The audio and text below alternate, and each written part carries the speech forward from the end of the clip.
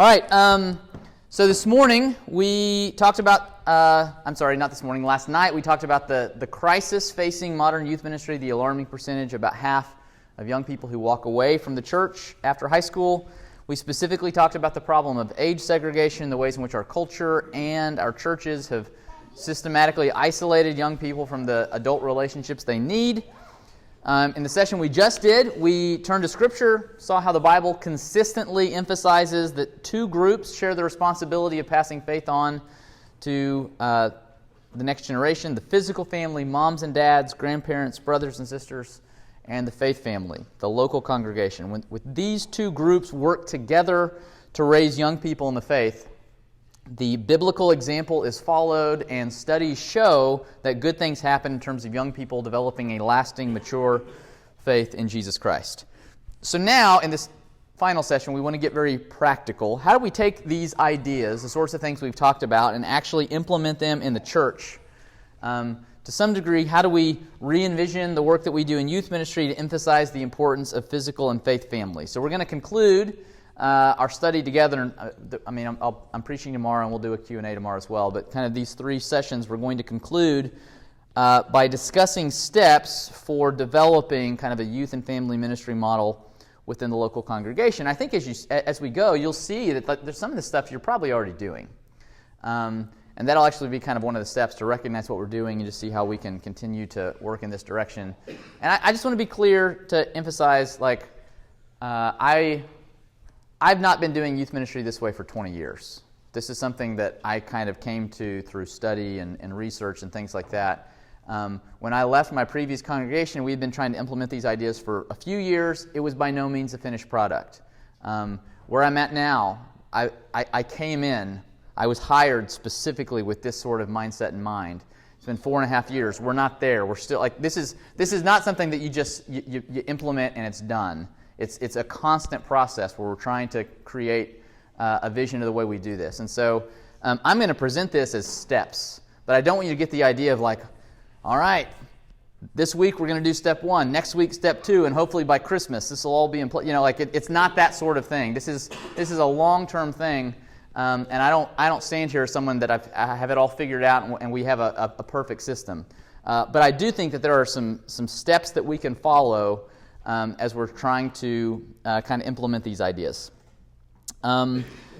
Just by brief way of review, to repeat some terminology, family ministry refers to ministry practices that emphasize the importance of the physical family, acknowledging, equipping, and holding parents responsible as the primary disciple makers of their kids.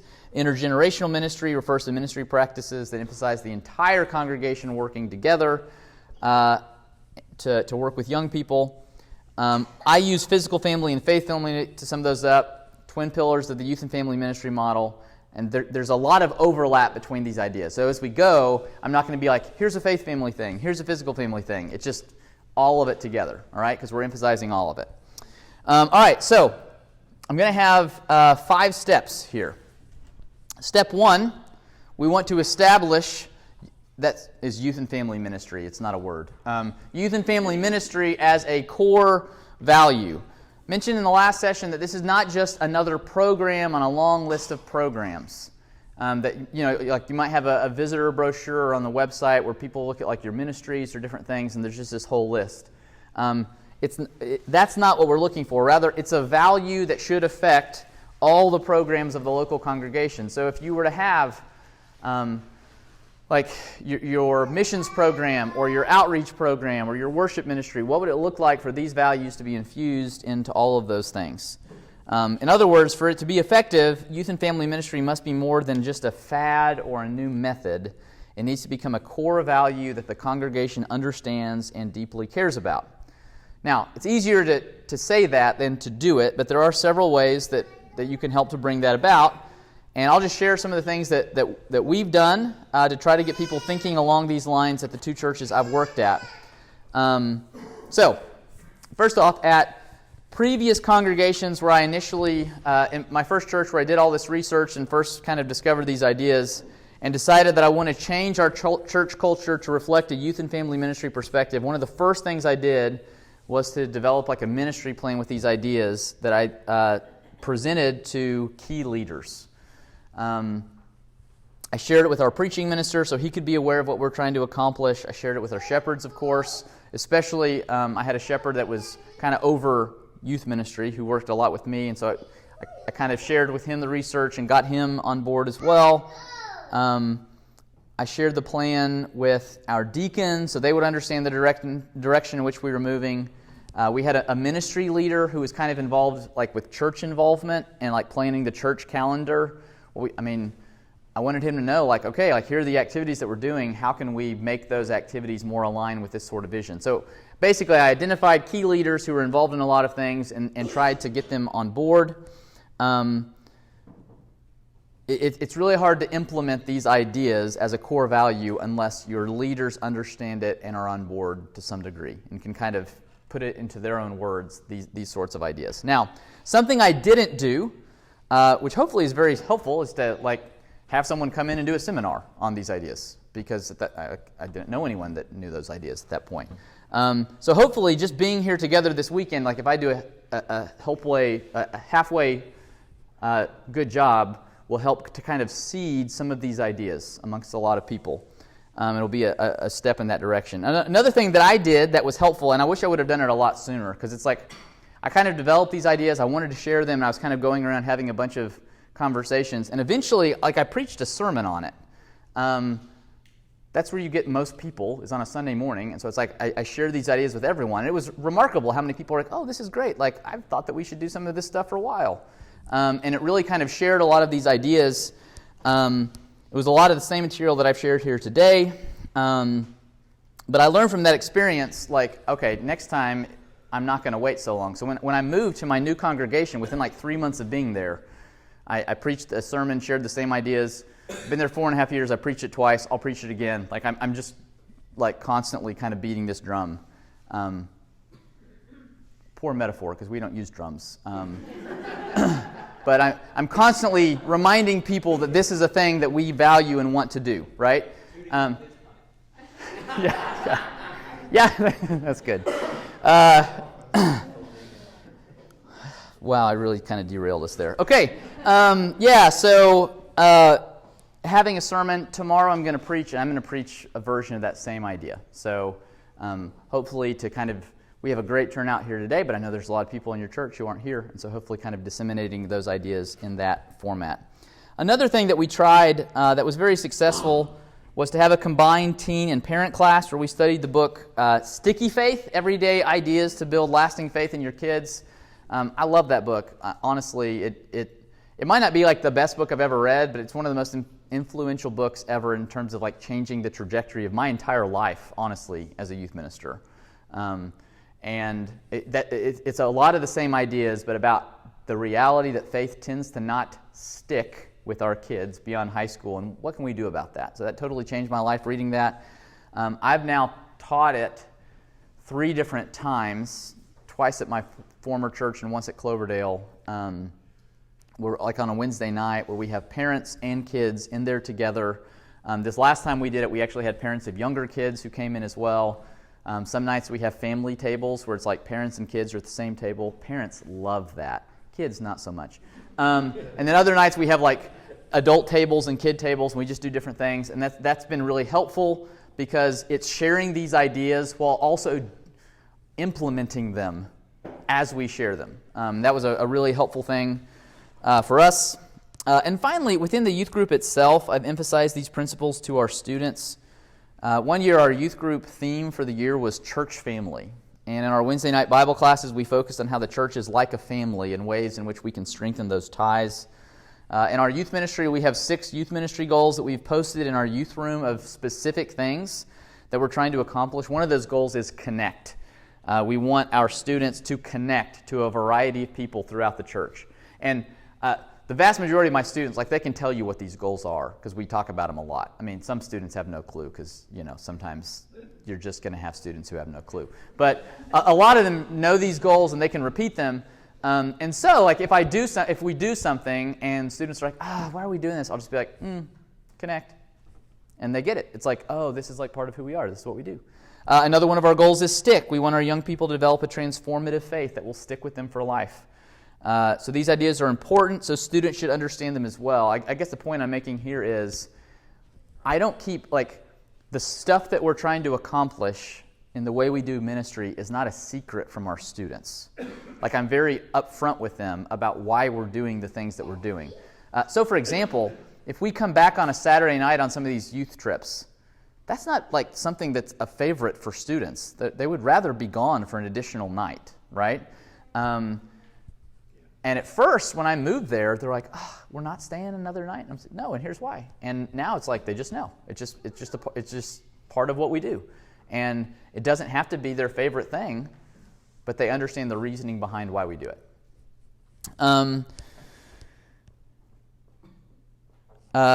When these things are emphasized enough, students start to understand. One of my favorite memories is I had one of my students tell me one time I think she had like a softball game or something in a different town. So on a Wednesday night, she was visiting a church in another town, like 45 minutes away from us, because she couldn't get back in time. And at that church, basically, she was just dropped off in the parking lot, went into a youth building, hung out with other teens, and never saw any other adults besides like the youth minister. And afterwards, she said that she thought it was weird and that it wasn't the way that things should be. And I was like, I've indoctrinated her successfully, right?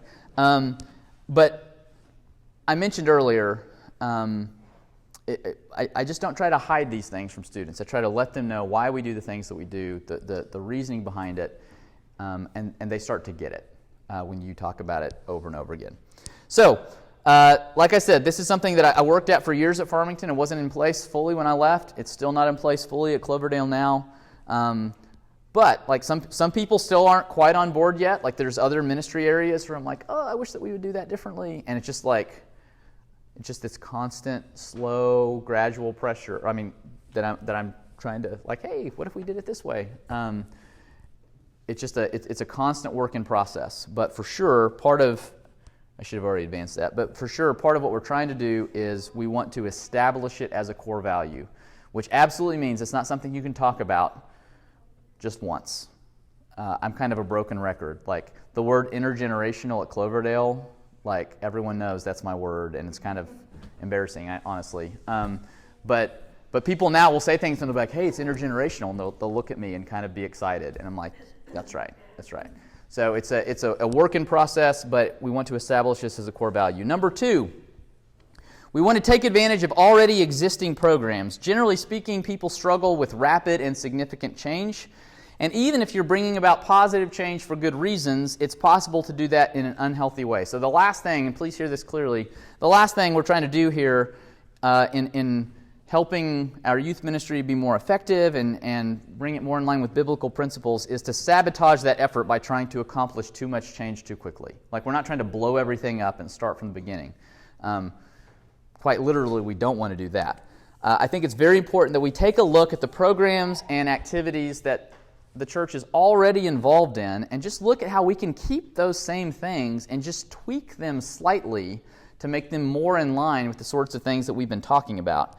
In other words, we don't want to make a big deal about how, like, well, guys, it's been a good run, but we brought in this guy this weekend and he had some new ideas, so we're just going to blow it all up and start over. Like, that is not what I'm suggesting. But here's an example. At one church I was at for a long time, we had this yearly event creatively called Day of Service. But we just went out in our community and we would do service projects. We would it's actually a lot of work to try to find different ways in which we could serve our community. It was ideally not us serving ourselves, but just trying to serve people in our community for free. Like we absolutely would not accept money or donations or anything. We would just like, hey, thank you for letting us serve you. The first couple years that happened, it was a good thing. It was a good event, but I just kept getting stuck at the building with all the teens doing a car wash. Ugh. As you can imagine, I got hosed down a lot those days, and so I didn't love that for selfish reasons, but also like the goal for me was not for me to just spend more time with the teens away from their parents. And so rather than say, well, this is not a good event, it's like, this is a good event, but how could we change it? And so I worked with the person who led that event, and we stopped doing youth group at the building doing a free car wash, and instead it's like I went out with different work crews, and like we still did a car wash. Some teens still did it, but we had some parents who stayed and helped do that. We also sent teens out on lawn mowing crews and different things like that. So instead of just having an isolated teen work project, we spread our teens out. So that was a very simple fix. It was not hard to do, but that's an example of the sort of thing I'm talking about, where we just look at things that we're already doing. How can we tweak those things just a little bit to bring them more in line with these sorts of ideas? So by taking advantage of these already existing programs, we can emphasize youth in family ministry values that we see in Scripture without jarring people with a lot of change. And so I gave you one example of that, and we'll probably have some more in this next section, which is, number 3, we want to provide a variety of youth and family ministry activities. If this is to truly be a core value of the church, then a family focus, and by that I mean both physical and faith family focus, needs to be present in all areas of church life. So here are some suggested activities in the areas of worship, service or outreach, education, mentoring, and fellowship. So basically, that's just me trying to have a generalized, all-encompassing list of the different sorts of things that the church does.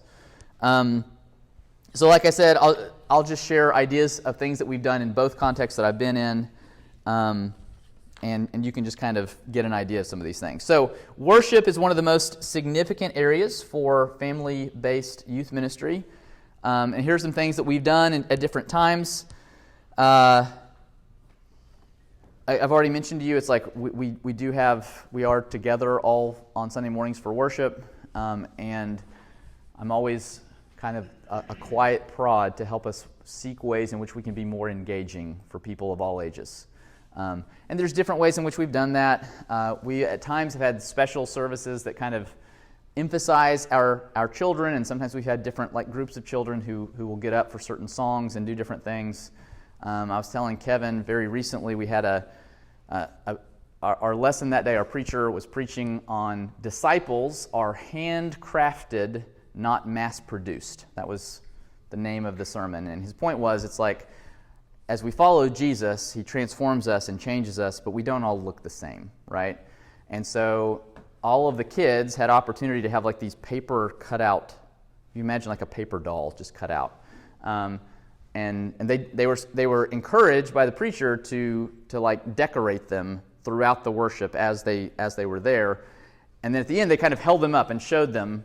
And so at the end of service, we had all these kind of awkward-looking dolls that were being held up. But the point was, the connection was hey, I did this by hand. I made this myself. And so even young kids could take away oh, God works on us. He handcrafts us.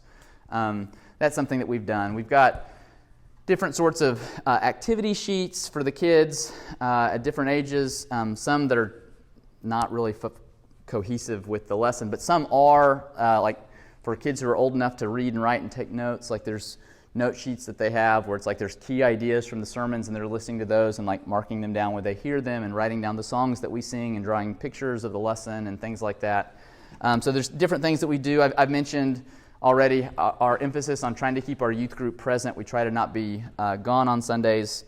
At my previous congregation, we had a monthly youth-led worship where on a Sunday night we would meet, and we had people who would help lead and train different areas, how do you lead a prayer in public? How do you lead a song? How do you do different things? And so there was a mentoring aspect of that, and then we would have a youth-led worship, which was encouraging for older folks.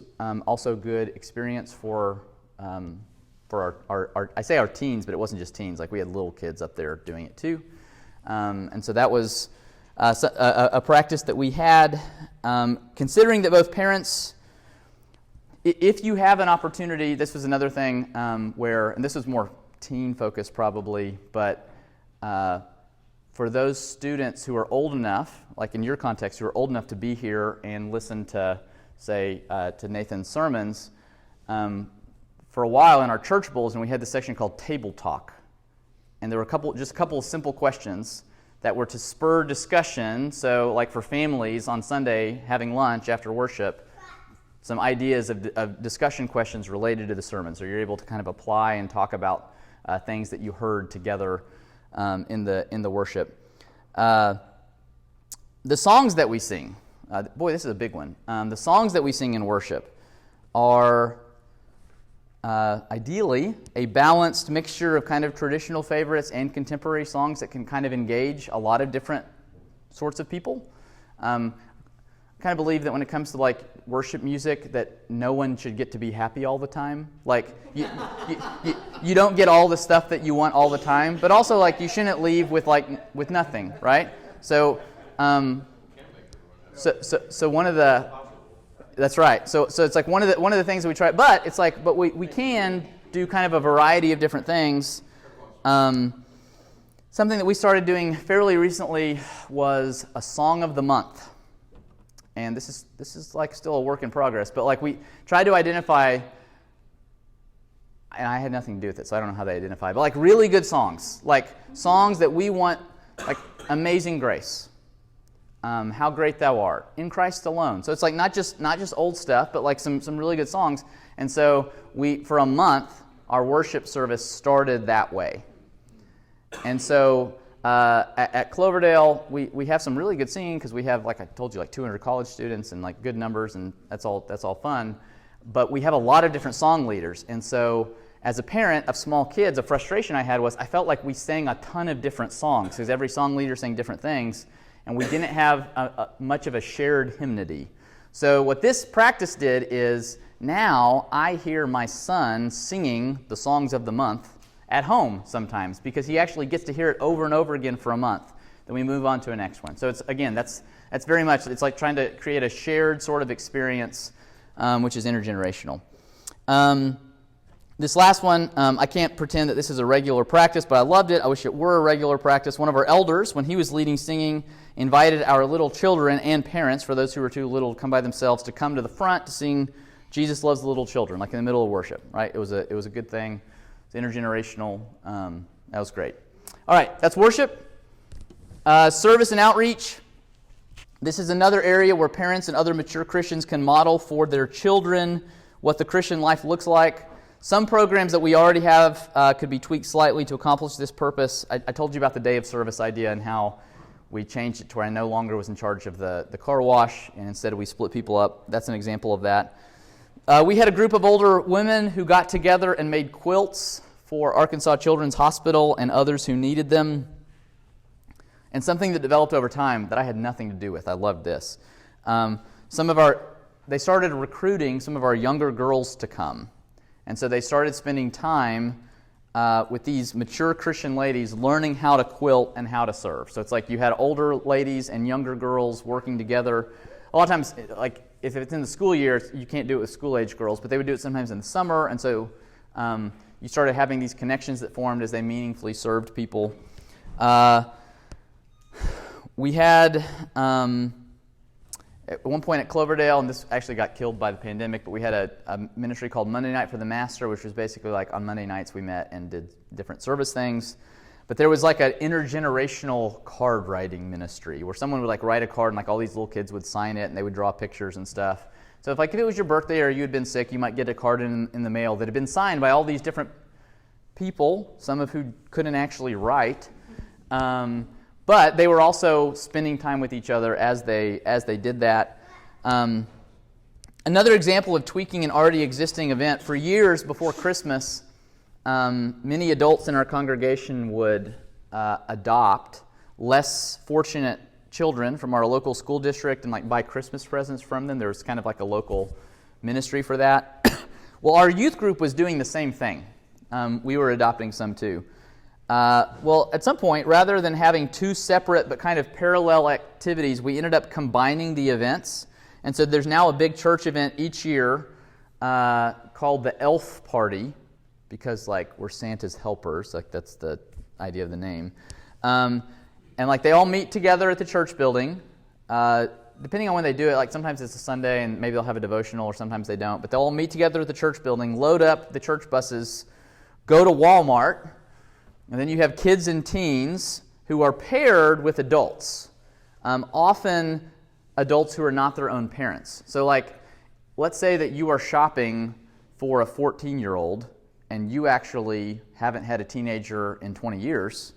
It might be helpful for you to have another 14-year-old walking around with you to help pick out gifts for that person. And so we'll try to shift people around, pair people up to create these groups to go shopping together, buy presents, and we come back, wrap presents, like have a wrapping party, wrap presents, eat food together. It was like, at Farmington, it was like my favorite event on the church calendar. And it was a meaningful blessing to our community and a really good intergenerational activity for us. Education provides tremendous opportunity for interaction between young people and adults and for equipping families to be the primary disciple makers of their kids. At Farmington, we had a massive vacation Bible school. It was a really big thing, and our teens were involved in every aspect of it. They decorated sets and designed rooms. They acted in skits. They did puppets. They led kids around. They were just involved in all of it. And this emphasizes that intergenerationality happens in both directions. Like, this is not just about teens getting mentored. It's also involving them in the service and work of the church, which I understand is something that you all do in your children's worship, which is outstanding. It's like teens can actually work with those who are younger than them and invest and pour into them as well. We've also had some of our students rotate into some of our children's classes for a few weeks to assist teachers and learn how to teach themselves. At Cloverdale, we have, for grade school age, so grades 1 through 6, we have an education program called Graceland, which is pretty neat, and I think I'll say more about that in a moment, but it's structured in such a way where the units are kind of short. It's basically 3 weeks on a Sunday morning and Wednesday night, so 6 sessions in a unit. And we'll have a time in the summer. Right now we just do it in the summer, but like we'll shut down our youth ministry, our teen classes for a unit, and then they go and teach. And they're not just turned loose, like they have equipping and instruction. Sometimes they're paired with adults, but they're actively engaged in connecting with students who are younger than them as they work to teach. I mentioned already the combined parent-teen class on Sticky Faith. That was very intergenerational and enjoyable. It's now a permanent part of our curriculum. Like we'll do that as it comes back around. Special seminars, I mentioned this, but seminars for parents on marriage or personal finance or digital technology or sexuality, anything that training that helps parents to better model the Christian lifestyle for their children is an important part of youth and family ministry. All right, a vital component of this is mentoring, specifically pairing older Christians with younger ones as a means of developing close relationships and illustrating what mature faith looks like.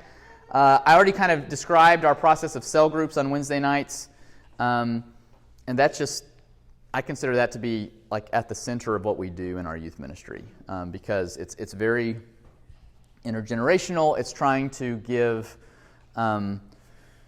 multiple mentoring relationships to students outside of me. They do have spirit, like basically what that looks like, I already mentioned, like big group setting, short lesson, then they split into these smaller groups, and they have spiritual conversations, which is basically they're discussing the lesson that we had with the discussion questions I provide. They're talking about life, so like, hey, how are things going? Like, what are you thankful for this week? What are you struggling with? And then they're praying together. And not just like praying together, but like they actually take turns praying. So it's like students sometimes will lead those prayers, or sometimes they have group prayers or whatever. But just very meaningful time where they're seeking to connect. All right, so I mentioned Graceland, our education program. Yep. Ask you a quick question? Yep, absolutely. Yep. I know we're going to a Q&A session, but on that topic, what sorts of things do you equip the parents with who are in those cell groups as they lead? You said you do some discussion questions, but do you do thank you. That's good. So I use a book called Lead Small. Yes. And we that has some basic principles. And so like as I recruit, So like cell group leaders, this is, it's not just something anyone can do. Like I recruit those people to be cell group leaders because you're asking for a big commitment and you want people that you trust and things like that. And I should have said this earlier. As we seek to involve more adults in the lives of our kids, we need to do that with wisdom, and we need to provide some protection. Like we all know horrific stories of abuse and things like that. So it's like, thoroughly background check people and things like that. Have safeguards in place where you don't have adults with kids by themselves. I should have said that earlier. Like none of this is done naively. Like we need to be aware of the reality in which we live, but the reality in which we live shouldn't make us run from being relational. We just need to do it in wise ways. So anyway, having said that, we do training with our cell group leaders before the year where we kind of emphasize like, hey, we actually have like 5 big objectives of things that we're trying to do within our cell groups. Just this past Wednesday night, after Bible study, I had a meeting with my cell group leaders. So throughout the year, we'll have meetings where it's like we're trying to evaluate, like, hey, how's this going? And sometimes they'll be like, your discussion questions are not great. And it's like, okay, thank you. Like I'll work on those because we need that to be better. But sometimes we'll just try to tweak the system to make it work better. So I guess what I would say is we try to do some training. I try to do training when I recruit them. I try to do training when we kick off the year. We equip them weekly with the discussion guide. And then I check in on them with meetings and stuff like that occasionally. All right, so Graceland, that's our elementary age Bible class system. Basically, our students rotate through 6 different rooms. So a 3-week unit, Monday and Wednesday, so that's 6 sessions. They rotate in different rooms where they learn like theological points centered around a unit. So for example, Jesus' parables might be a unit. And there's theological points that they're trying to learn from those. And they go to different rooms. Like one week they go to the museum, where maybe they'll learn history, geography, and archaeology to learn about the Bible. Another week they might go to the theater, where they're acting out biblical stories. Another week they might go to the cafe, which they love because there's food. And so they're like making some sort of food thing that has some sort of like application connection to something. So it's super creative, and that's cool, and I like all that. But really, when we adopted this, what made me say, yes, let's do this, is since they're constantly rotating to different rooms with different teachers, that's a little confusing, and there's not a lot of structure. So they have teachers. So if you're a teacher, you're going to teach the same lesson for 6 sessions to different age groups. But they also have guides who stay with the age group and lead them around from week to week to these different sessions. And the guides also, like they basically do spiritual disciplines with them. So they take prayer requests and they pray with them together. They sing songs. They work on scripture memorization. They're basically like cell group leaders for kids, which is good for a lot of reasons because they're making connections with these older Christians. They are practicing spiritual disciplines at young ages. And when they come to youth group, they're very ready for cell groups because they've basically been doing the same thing with guides all along. So that's been really good for us. I really enjoy that. When we have our yearly youth group retreat, the retreat is formatted based on our cell groups. And so, like, I'll have a speaker that we'll do this. What is this? Is this March? March. Next month, we'll have a retreat in April. We'll have a speaker come in. He'll have discussion questions prepared ahead of time, and it's like we'll hear it, we'll listen to the sessions, participate in that, then we'll break into our cell groups. Like I'll try to get my cell group leaders at the retreat, and so we'll have that same thing. So we structure our yearly spring retreat to still leverage those relationships that they're building with our cell group leaders. One project that we tried in the past, I haven't done this since then. It wasn't like a total failure, but I just haven't done it since I moved to my new church, which is also bigger and could be problematic. You'll understand when I say it. We had this project where we gave our youth group students a picture and a name from our church directory. And they had to go and find that person in church and sit down and talk with them and ask them certain questions. And the questions might be just simple things like what's your favorite food? but it also might be like, how long have you been a member at King's Crossing? Can you tell me a story of how you became a Christian? Like things like, so it was a mixture of like easy questions and more meaningful questions. And then they would actually come back and share that information with the whole class. So it's like we put the picture up, and so it's like we're getting like these miniature reports on everyone. And to get them to actually do, like I incentivized it. So it's like, you know, the people who did the most, like I don't know what they got. They get some sort of like reward or something, you know, because for some people it's like, okay, great, you want me to do this? I'm not going to do it. So like you incentivize it to do it. But what happens? Well, it's like even if it doesn't work greatly well, you've been able to have like 15 or 20 presentations on certain members. You learn some facts about them. You see their pictures, names and faces, and even more so if you were the person who actually went out and talked to them, right? At Cloverdale, we have a much bigger church, bigger directory, harder to find, but honestly, I'd forgotten that we did this, and I would like to do it again. So, finally, youth and family can easily be structured within context of fellowship activities. Especially at my first church for us, potluck meals were a huge deal. Like, we were the potluckiest church I've ever seen. We were constantly having fellowship meals.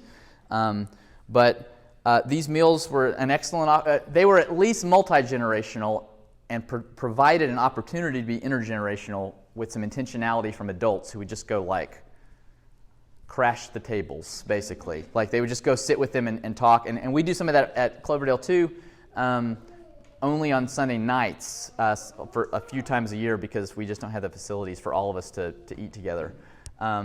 But just being intentional about intermixing when you have congregational type meals or fellowships. At Farmington, each fall we had our family retreat, and by family I mean our entire church family. So it's like families would go, but like singles would go, retired folks would go, all sorts of different people, and we would structure those sessions. Like we'd basically break those sessions into small groups where we'd have like a lesson and we'd split and be like intergenerational, like, all right, you and you and you and you together discuss the lesson. And we would play games and stuff together, so it was a family retreat. At Cloverdale, we have family encampment at the end of summer where a bunch of families of all ages go out for a weekend and camp. Some of them actually camp. Some of them just like stay in super swanky campers that are like nicer than my house.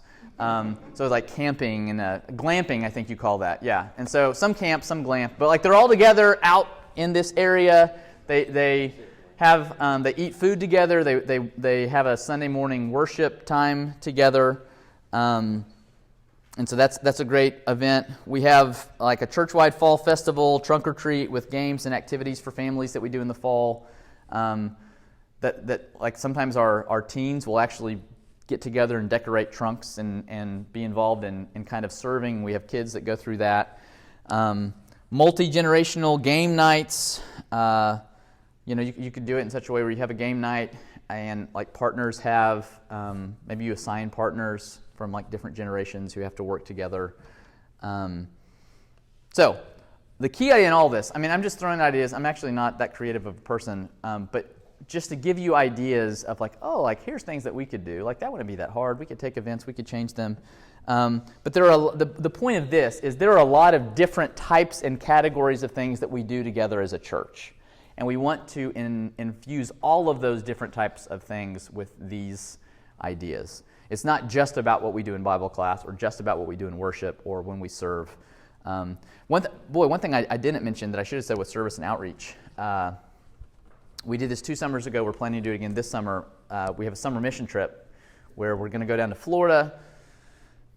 Former missionary, member at Cloverdale who's a missionary from Brazil. There's a very large Brazilian-speaking community in South Florida. And so they've planted an English-Brazilian church. And we're going to go down there and basically do a form of Graceland as like a summer day camp. So like for a week, and like we'll go there, we'll have the lessons, we'll do all these different things.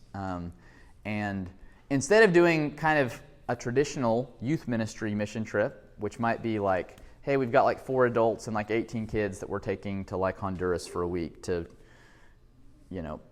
build houses or something. There's not anything wrong with that, despite the fact that I probably wouldn't want to live in a house built by my teens. Don't know about you.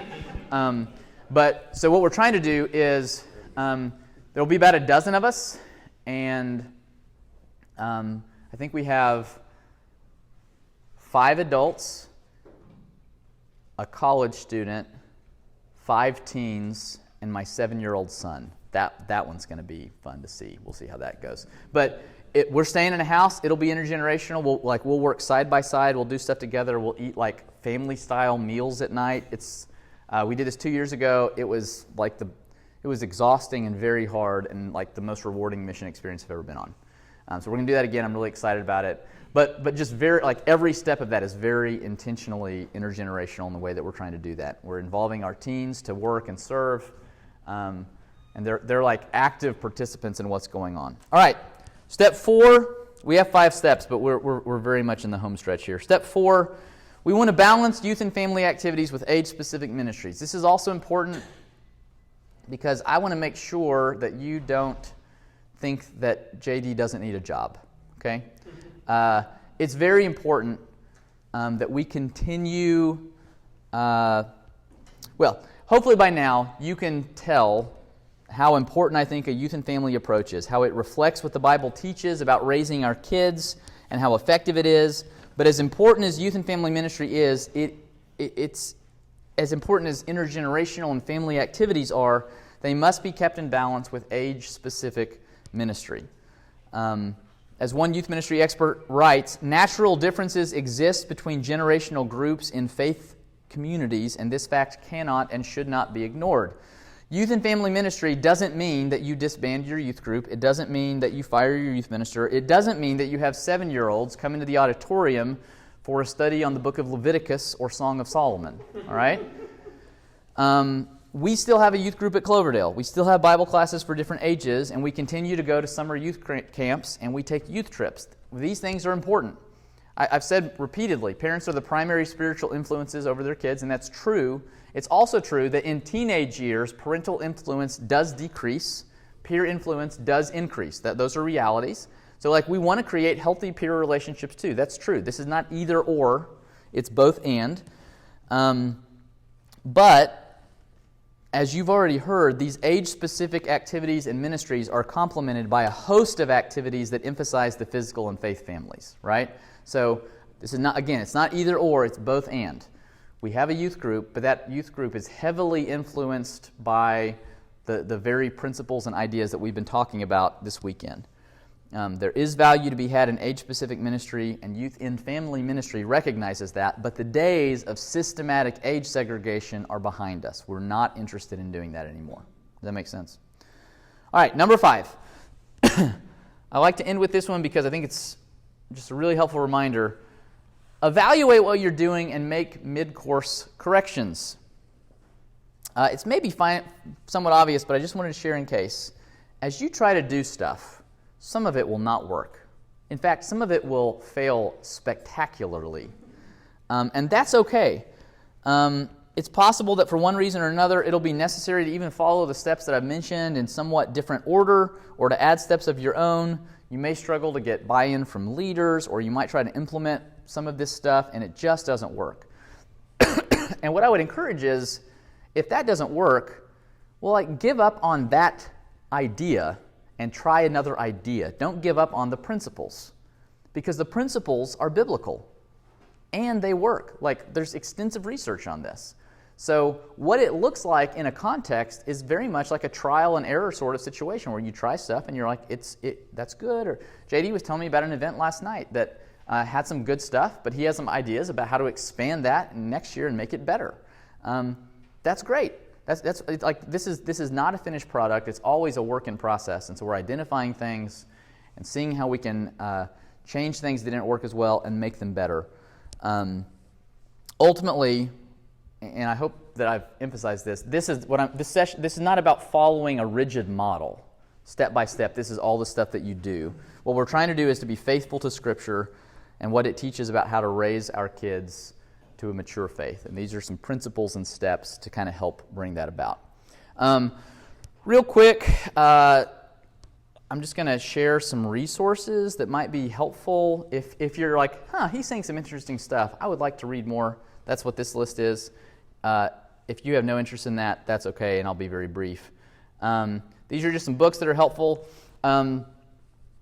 Almost Christian, What the Faith of Our Teenagers is Telling the American Church. This is based on, I referenced last time, the National Study of Youth and Religion, NSYR, which was a massive research study. This first book breaks down what that says. That's the study that says, individual family households and multi-generational faith communities, this is where faith is passed on, but a lot of helpful information about the faith of American teenagers. Mark DeVries is great. Family-based youth ministry, a lot of overlap with things that I've kind of said. He wrote another book that I think is even better called Sustainable Youth Ministry. A lot of times the way that we do youth ministry is unsustainable because it is all centered around one youth minister. It's kind of like the wheel, and like every spoke is connected to him. John David's, you've already heard him say last night about the problem of youth ministers not sticking around and moving along very quickly, and that's not good. Sometimes that happens because we've created unsustainable systems, and they just can't handle. I was with Kevin yesterday. I got a text from a youth minister who says, I really want to talk to you because I love my church and my youth group, and I've got 90 students, and I'm just... The expectations are crazy and I'm burning out. I don't know what to do. So this book is really helpful, and for church leaders, I'd really recommend this book because this is a way that you can really support John David and help him be healthy and stay around for a really long time, where it's not all on his shoulders to do all the things. But there's a lot of stuff here, like systems in place that help it be sustainable, that it's a church bought into ministry and not just led by a person. Sticky Faith, I've talked about that already. There's actually 2 books there, and to distinguish between these, the last couple times I've done the Sticky Faith class, I've actually used that book on the bottom. So Sticky Faith, Everyday Ideas to Build Lasting Faith in Your Kids, that was like the one that changed my life as a youth minister. This other one is more practical. So what I would say is that there was a lot of research in the Sticky Faith project, and that first book is probably like 2/3 theory and then like 1/3 practical application. The second book is like the opposite of that. It's like 1/3 of like theory and research and then 2/3 practical. And I think there's like 100 ideas in that book. Like I probably shared like 10 ideas today. There's probably 100 in that book where they just go through and say, hey, here's a bunch of different ways and different aspects of your lives that you can share faith and build that with students. All right, I am finished. Tomorrow, there will be, during the Bible class session, which is after worship, there will be like an extended Q&A time, and I'm happy to attempt to answer any questions that you have. We can also take a few minutes right now for questions, but I believe 5 minutes, because the food is shortly ready. But we've got 5 minutes right now, if I'm interpreting hand gestures properly. Any thoughts or questions or feedback or critiques, any of that? I was thinking the stuff with connecting with older people, they're going to benefit from this as much as the kids. I really think that's the case, and I know I would, and I just like the ideas presented here. I think this has been very worthwhile to hear. Thank you. I would affirm that in my experience. As you make progress towards intergenerational ministry, the adults love it. At first, the kids tolerate it, but then they increasingly appreciate it. And by faith, I believe that long-term they will greatly value it. But yeah, absolutely. Other thoughts or questions? I just wanted to say, having grown up in a church that valued all of these things, and like we called them coaches instead of cell leaders, but we had coaches that started with us in 7th grade and went all the way through youth group with us. And like when I go back home to church, I still talk to those parents, those adults, and I've seen this be super helpful with. I was thinking last night, like there's a lot of families where it's like, oh, 2 of the kids are faithful and one doesn't stick around. I mean, that's not the case with my family. That's not the case with my cousins. And I have several friends that I grew up at church with that are all very faithful and very involved. And there are some that didn't. Yeah, no, that's generally speaking what I refer to as cell group. Like that's usually called small group ministry in a youth ministry context, and a lot of churches do that. That's not at all my thing. That was that was something I stumbled upon when I'm desperately trying to figure out how can I better have mentoring as an aspect of what we do. And I'm like, oh, like this is a really good way to do that. And so what I've done gradually is like restructuring things to where that is at the core of what we do in our youth group time together. That's just super meaningful. Yeah. And just touching on that, like the connections you make in doing that, like Amy and I we called it huddles at a church we went to when we were young married, and like William's wife Whitney, her best friend was in our huddle, and so we've made like cross church connections, like family, like long-term connections through that have stepped into those high school kids, their adulthood and their young families now. Yeah, it's incredibly meaningful. It does take a lot of work. It's a different kind of work. It's like I invest, in some ways I invest less in students, and now I'm investing more in like cell group leaders and trying to help them invest in students, but it's very good. It basically multiplies my relational capacity. Like, we all have a limited number of relationships that we can maintain in any real sense. And some of us are more extroverted than others or whatever, but still, like, the human brain is only capable of keeping up with a certain number of relationships. And especially, like, close relationships. And so what this does is, like, if you have cell group leaders who each are kind of responsible for like 3 or 4 kids that they're trying to really connect with, it just expands your relational capacity. And yeah, so it's like some churches call them small groups or cell groups or core groups or huddles or cocoons. I've heard. That one kind of makes me feel gross. But yeah, like there's also, you name it whatever you want, but like that's the idea. We're trying to get smaller and more intimate and meaningful relationships between adults and students. I was also going to say that Sticky Faith, both of them, if you're in, like, some people I like to read, I also like to audible things, so both of those are on Audible. Okay, yeah, very good, very good.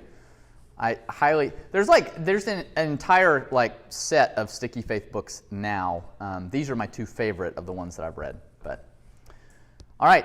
Thank you guys so much for being here last night and today, and just it's very encouraging to get to talk about these things, and you all have had very insightful things to say. I appreciate being here, and of course I'll be here tomorrow as well.